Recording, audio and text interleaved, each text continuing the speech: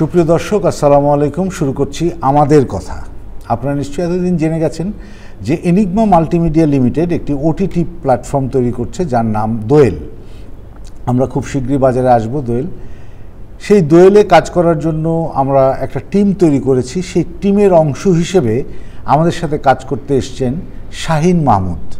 শাহিন, আপনাকে স্বাগতম আমাদের আজকের অনুষ্ঠানে। ধন্যবাদ। আপনারা নিশ্চয়ই জানেন যে একটা টেলিভিশন বা একটা ওটিটি প্ল্যাটফর্ম বা একটা মিডিয়া হাউস করতে গেলে অনেক লোকের দরকার হয়, অনেক জনবলের দরকার হয়।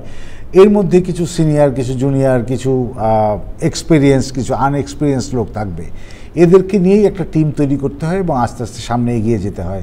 এই সামনে এগুনের গল্পটাই আমরা শুনতে চাই আজকে আমাদের অতিথি শাহিন মাহমুদের কাছ থেকে। চলুন শুরু করা যাক। শাহিন, আপনাকে প্রথমেই জানতে চাই যে আপনার কেন আগ্রহ হলো যে একটা ওটিটি প্ল্যাটফর্মে কাজ করার জন্য? ওটিটি প্ল্যাটফর্মের কাজ করার আগ্রহ হচ্ছে, আমি শুরু থেকে চ্যালেঞ্জ নিতে পছন্দ করি বিভিন্ন মাধ্যমে। আমার স্ট্রাগলটা যদি আমি একটু বলি আর কি, যে 96 শেষে 7-এর শুরুর দিক দিয়ে মিডিয়াতে আমার আসা আর কি। তো তখন আমি বেসিক্যালি ক্যামেরার অ্যাসিস্ট্যান্ট হিসাবে আমি একটি হাউজে করি। তো ওই মোস্তফা সালাউদ্দিন লাবলু ওনাদের সাথে কাজ করার অভিজ্ঞতা। তো শুরু করার পরে যে উত্তরা থেকে শান্তিনগর আমাদের অফিস, উত্তরা থেকে শান্তিনগর অফিস। তো আমি প্রতিদিন সকাল 6টা থেকে 5টা-6টার সময় বের হইতে হয়। এখানে আসি, এখান থেকে ক্যামেরা নিয়ে যখন আমরা শুটিংয়ে যাই তখন রাত 2টা-3টার সময় বাসায় ফিরি। তখন যেটা ছিল যে আমার বাবা মা টেনশনে পড়ে গেছে। আমাদের ফ্যামিলির অন্যরা 9টা-5টা ডিউটি করে অফিস করে, তারা বাসায় ফিরে যায়, কিন্তু এই ছেলেটার বাসায় ফিরে না, কোনো দিন দেখেছে বাইরেই থেকে যায়। তো সেই জায়গা থেকে যে আস্তে আস্তে চ্যালেঞ্জ অনেক শুরু হলো, কারণ নতুন নতুন ইগুলো আসছে। বিটিভি শুধুমাত্র আমাদের প্যাকেজ শুরু করলো। ওই জার্নিটার থেকে আমার বাবা মা তখন আমার ফ্যামিলির অন্যদেরকে আমার পিছনে লাগাই দিল যে সেটা কোথায় যায়, আসলে কী করে, ওর সম্পর্কে জানার জন্য। তো দেখলো যে এত শ্রম দেয়, এরকম একটা ডান পিঠে ছেলে যে নাকি মারামারি ঝগড়া বিবাদ এগুলো নিয়ে পড়ে থাকে, সেই ছেলে এত শ্রম দেয়, এটা তো চিন্তাই করতে পারে না। রিপোর্টটা এরকমভাবে গেল আর কি। তখন আমাকে আমার বাবা এবং মা জিজ্ঞেস করছে, তুমি কী হইতে চাও, কী করতে চাও তোমার ফিউচার নিয়ে? আমি বলছি আমি মিডিয়ায় কাজ করতে চাই। ইভেন আমি তখন ডিসিশন নিয়েছি যে আমি ক্যামেরাম্যান হব, সিনেমাটোগ্রাফার হতে চাই। তো ওনারা তো এটা কী ভবিষ্যৎ, এটা করে কী করবা, তুমি জব করলে একটা কিছু হবে। আমি বলছি না, এটাই করতে চাই। এবং ওইটা করতে গিয়ে আমার প্রতিনিয়ত যে চ্যালেঞ্জগুলো আসছে, আমি চেষ্টা করছি ওই চ্যালেঞ্জগুলোকে ওভারকাম করে নতুন নতুন চ্যালেঞ্জে যাওয়ার জন্য আর কি। তো আমি ডিরেকশন ক্যামেরায় কাজ করতে করতে একটা সময় আমি দেশের বাইরে অনেক কাজ করি। তারপর দেশে ফিরে আসি, এসে নিজের নির্মাণের সাথে যুক্ত হই। আমি 6 থেকে 7টা সিরিয়াল বানাচ্ছি, যেগুলো বাংলাদেশে অনেক পপুলার সিরিয়াল, টিভিসি আছে অনেক। প্রতিটা কাজই চ্যালেঞ্জ। আমি যখন ফার্স্ট আমার কাছে একটা গেল যে এরকম একটা সুযোগ আছে, আপনি কাজ করতে চান কি না? আমি কোথায় বলছি, এনিগমা মাল্টিমিডিয়া। তখন স্যার আপনার সাথে আমার ইউনিভার্সিটি হয় এবং আসি। আপনার প্ল্যান পরিকল্পনাগুলো যখন আমি শোনার পরে যখন আমার কাছে মনে হচ্ছে যে না, আমার আরেকটা চ্যালেঞ্জ নেওয়ার সুযোগ এটা, আমি চ্যালেঞ্জটা নিতে চাই, তখনই আমি এখানে কাজ করার জন্য আগ্রহ প্রকাশ করি এবং এই চ্যালেঞ্জটা নিতে চেয়েছি যে নতুন একটি মাধ্যমে গেলে, যে নাটকের একটা ধরন, ফিল্মের একটা ধরন, টিভি সিরিয়ালের একটা ধরন, এই মাধ্যমটার চ্যালেঞ্জটা আমি নিতে চাই এবং কী আছে এখানে আমার জানতে হবে এবং আমি এটা নিয়ে কাজ করতে চাই। তাই এতগুলো নাটক বানানো, টিভিসি করা, 152 পর্বের সিরিয়াল বানানো, so there is so many work. But সেইখান থেকে আপনি যখন ওটিটিতে আসছেন তখন কিন্তু আপনি ওটিটি রিলেটেড কাজ করছেন, একটু প্রোগ্রাম, একটু টক শো, একটু সামথিং লাইক দ্যাট। তো এই জায়গাটাতে আপনি নিজেকে কোপ আপ করছেন কিভাবে? আমি আমার যে টার্গেটের জায়গাটা ছিল যে আমি এমন কিছু করতে চাই, এমন কাজের সাথে যুক্ত থাকতে চাই যে কাজটা আমাকে ইন ফিউচারে একটা জায়গায় নিয়ে যাবে, মানুষ বলবে যে এটা শাহিন মাহমুদের কাজ। এবং একজন মিডিয়া কর্মী হিসেবে আমাদের অনেক দায়বদ্ধতা আছে, সামাজিক দায়বদ্ধতা আছে, রাষ্ট্রীয় দায়বদ্ধতা আছে। তো সেই জায়গাটা যদি চিন্তা করি, আসলে আমি এন্টারটেনমেন্ট নিয়ে কাজ করলাম, নাটক নিয়ে কাজ করলাম, সমাজকে আমি কিছু দিতে পারলাম, হয়তো একটা ছোট্ট মেসেজ দিতে পারলাম।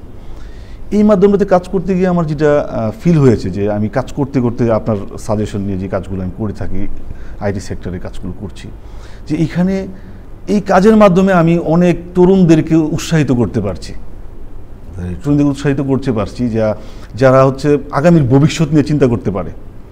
তো এই মাধ্যমটাতে আমি যেভাবে কানেক্টিভিটি করার চেষ্টা করছি মানুষকে, ছেলেদের মেয়েদেরকে, তাতে করে একটা সময় ওরা বলবে যে আমি এই প্রোগ্রামটা দেখে হচ্ছে ইন্সপায়ার হয়েছিলাম এই কাজটা করার জন্য। এক্স্যাক্টলি।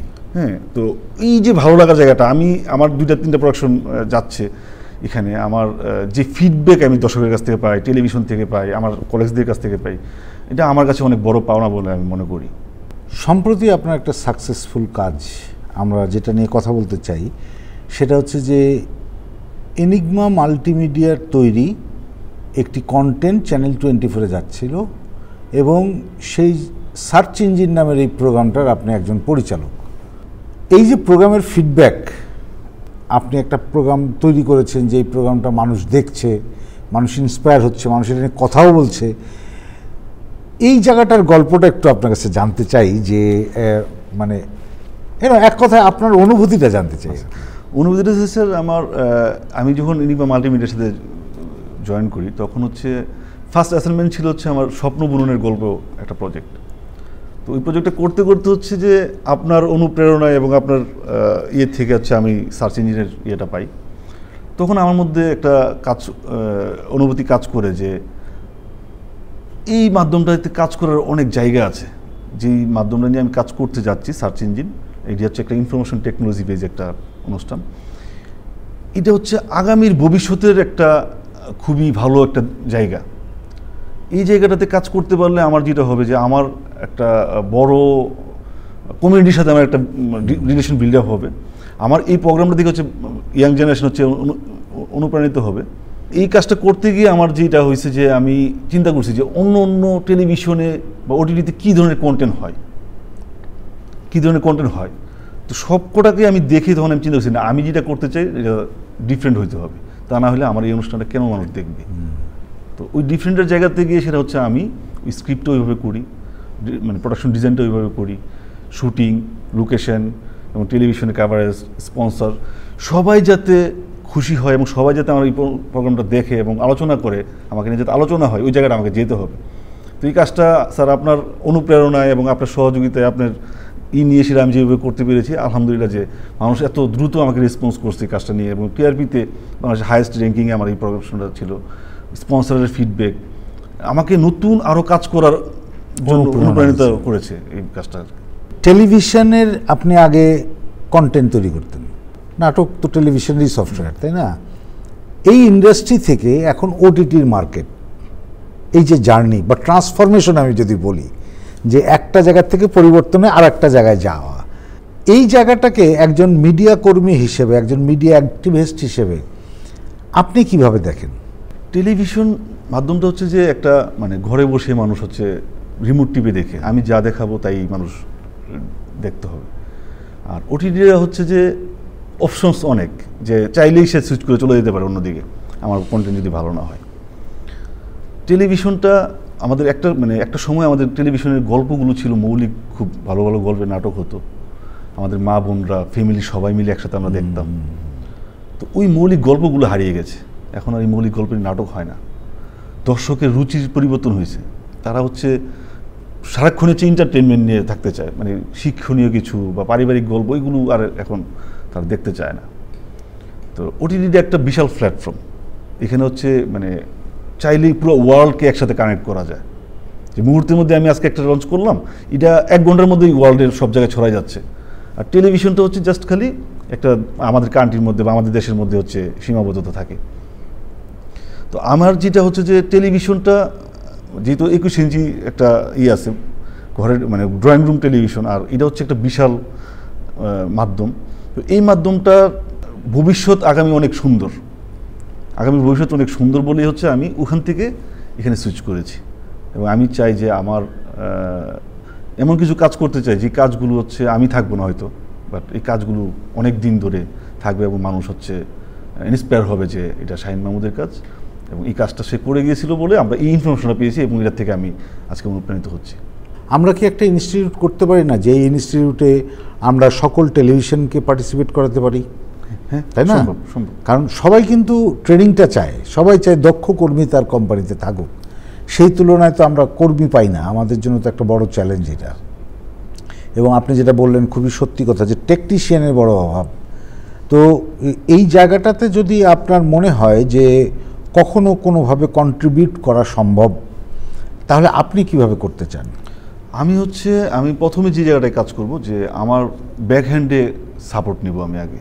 যে একটা ইনস্টিটিউট করতে গেলে একটা বড় মাধ্যম লাগবে। একজন ব্যক্তি তো আর এটা সম্ভব না, একটা বড় মাধ্যম লাগবে, যে মাধ্যমটা আমাকে সাপোর্ট দিবে, যে হ্যাঁ শাহিন, আমি তোমার ব্যাক হ্যান্ডে কাজ করছি, তুমি এগিয়ে যাও, তুমি পরিকল্পনা দাও, এটাকে বাস্তবায়ন করার দায়িত্ব আমাদের। আমি তখন যেটা করবো, আমি টেলিভিশন চ্যানেলগুলোকে আমার সাথে করব, ওটিটিগুলো করব, এবং যারা এই মিডিয়াতে কাজ করতে চায় আমি হায়ার করবো তাদেরকে, যে ভাই আসেন, এখানে ভবিষ্যৎ আছে। এবং ভবিষ্যৎটা তখনই হবে যখন আপনি নিজের স্কিলটাকে ডেভেলপমেন্ট করতে পারবেন। এছাড়া আসলে ভবিষ্যৎ নাই এখানে। প্রতি বছর যদি আমি 200 ছেলে মেয়েকেও যদি আমি এইভাবে স্কিল করতে পারি, তাহলে আগামী 5 বছর পরে আর কিন্তু আমার এই প্রবলেম থাকবে না। এক্স্যাক্টলি। আমাকে যে দীর্ঘমেয়াদী পরিকল্পনা করতে হবে। আমাদের দেশে যে রিয়েলিটি শোগুলো হয় খুবই স্বল্প, যে আজকে আমি আসলো 10টা গান গাইলো বা একটা আসলো, কালকে সেই স্টার হয়ে চলে গেল, কোথায় গেল কেউ জানে না। আর টেকনিক্যাল লোকগুলো যখন কাজ শিখবে, তার এই মেধাটা কিন্তু থেকে যাবে, তার আর মৃত্যু পর্যন্ত তার থেকে যাবে। তো ডে বাই ডে আমরা যদি ওইগুলোতে কাজ করি, তাহলে আমার ছেলে মেয়েগুলো যখন আসবে, আমার টেকনিশিয়ানগুলো বাড়বে, মাধ্যমটা বাড়বে, স্কিল লুকগুলো যখন কাজ করে তখন প্রোডাকশনের মান ভালো হবে। যে আমরা বলি যে শুধু যে আমাদের প্রোডাকশনের মান ভালো না, অন্য দেশের প্রোডাকশনের মান ভালো না, তো কারণ একটাই কারণ আমাদের টেকনিশিয়ান নাই। তো টেকনিশিয়ান করতে হলে ভালো ব্যাকহ্যান্ডে আমার একটা সাপোর্ট লাগবে, যে সাপোর্টটা দিলে আমি সেই জায়গাগুলোকে একসাথে করে একটা ভালো আগামী ভবিষ্যৎ দিতে পারবো। এনিগমায় কাজ করতে গিয়ে আপনি কি ধরনের প্রতিবন্ধকতার সম্মুখীন হচ্ছেন? প্রতিবন্ধকতা স্যার সব জায়গায় আছে, সব জায়গায় থাকবে, স্বাভাবিক। কাজ করতে হলে প্রতিবন্ধকতা থাকবেই, সেগুলোকে ওভারকাম করেই সাকসেস নিয়ে আসতে হবে। এনিগমাতে কাজ করতে গিয়ে প্রতিবন্ধকতা নাই বলবো, প্রতিবন্ধকতা নাই, আমাদের সম্ভাবনা খুবই ভালো। আর যেগুলো আছে এগুলো খুবই নেরো, এগুলো আসলে বলার মতো কিছু না। এটা থাকতেই পারে, এটা থাকবে, এটা স্বাভাবিক। আপনার জায়গা থেকে আমাদের দোয়েলের জন্য কি সাজেশন? দোয়েলের জন্য সাজেশন হচ্ছে, দোয়েল নিয়ে আমি কাজ করছি, আমি নিজেও যেহেতু দোয়েলের একটা অংশ। দোয়েল আমাদের আমি এখন পর্যন্ত আপনার সাথে যতটুকু আপনার কাছ থেকে অবজার্ভ করতে পেরেছি বা নিতে পেরেছি আর কি, আমাদের মোটোটাই যে আমরা ইনফরমেশন টেকনোলজি নিয়ে কাজ করবো, ইনফোটেক, যেটাতে যে মানুষ প্রচুর ইনফরমেশন পাবে, যাতে মানুষ উপকারিত হবে।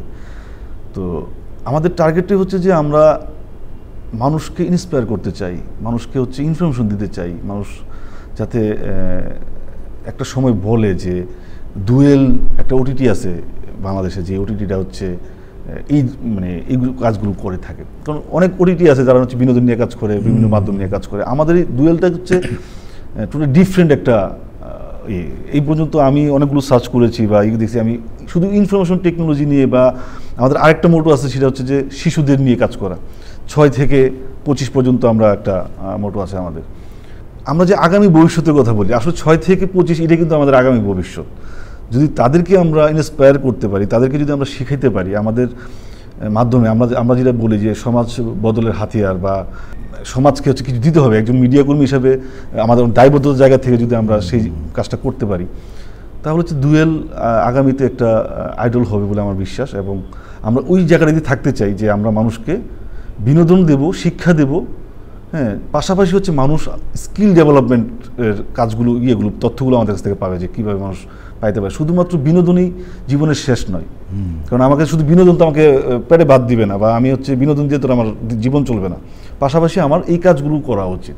তো সেই জায়গা থেকে আমরা যে কাজগুলো করছি বা করার চেষ্টা করছি, আগামী তারাও অনেক ভালো ভালো কাজ করবো, প্ল্যানিং নিয়ে আমরা কাজ করতেছি।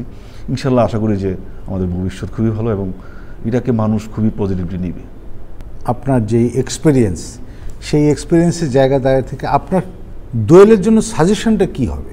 ফিউচার সাজেশন স্যার, আমাদের যেটা করতে হবে, প্রথমে যে আমার একটা মানুষের টার্গেট থাকে, যে আমি আগামী 30 বছরে বা 20 বছরে বা 10 বছরে 5 বছরে আমি এই জায়গাটা যেতে চাই। হ্যাঁ, আমার মোটো এই। তো আমরা যে মোটোটা নিয়ে আগাচ্ছি, সেটাতে আমাদের ফিক্স থাকতে হবে, যে আমরা আমাদের কন্টেন্টগুলো হবে শিক্ষামূলক, আমাদের কন্টেন্টগুলো হবে বিনোদনমূলকই হবে, কিন্তু সেই বিনোদনের মধ্যে আমাদের অনেক মেসেজ থাকবে, অনেক শিক্ষা থাকবে, অনেক ইন্সপিরেশন থাকবে।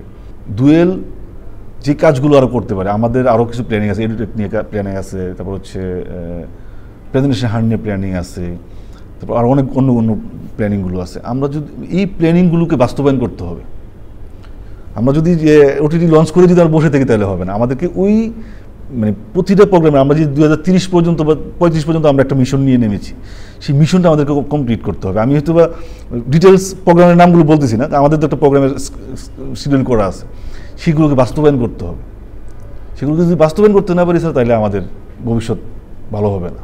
আর যদি আমরা বাস্তবায়ন করতে পারি তাহলে ইনশাল্লাহ আমরা ভালো কিছু করতে পারবো। শাহিন, ধন্যবাদ আপনাকে। আপনার কথা শুনে আমরা খুবই উৎসাহিত, অনুপ্রাণিত। সুপ্রিয় দর্শক, শুনছিলাম শাহিনের কথা।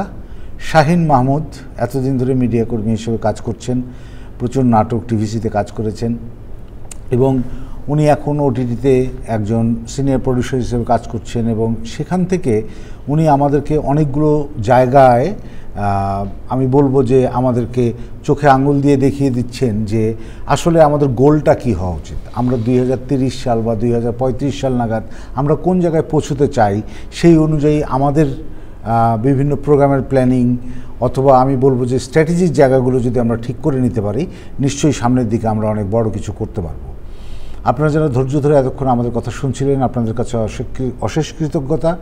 আশা করি আমাদের সাথে থাকবেন, আমাদের দোয়েলকে আপনারা দেখবেন, আপনারা সাজেশন দেবেন এবং আপনাদের সাজেশন নিয়ে আমরা সামনে এগিয়ে যেতে চাই। আপনাদের প্রতি অনেক শুভেচ্ছা।